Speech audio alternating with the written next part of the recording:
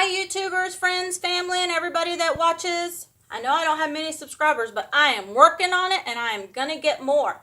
So, I know it's been a while since I've told y'all a story, so let's work on a story. It's close to Thanksgiving, so I thought of a real funny one that would be for Thanksgiving.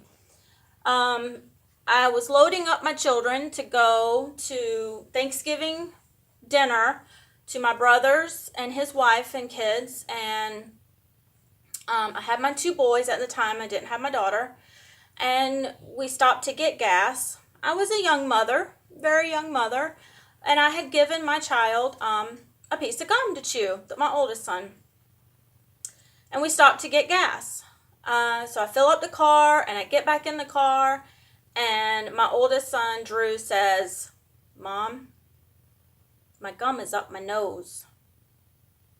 I said, "You did what?" He says, "I put my gum up my nose." Why?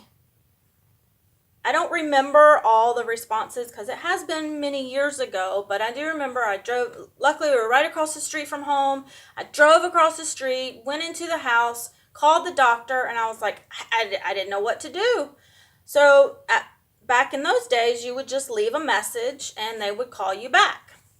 So the doctor, or while I'm waiting on the doctor to call me back, I looked at my son and I said, "Okay, Drew, I want you to blow out your nose as hard as you can." And at that time, he was still a little young to really know the aspect of blowing your nose. So, but he did it. He blew his nose, and luckily out came the gum. And that's just one of those, I was like, "Oh, thank you, God, thank you, God, thank you, God." The doctor called me back. I told him what happened, said, "We're good, gone to eat dinner," and everything was great. But it could have been worse.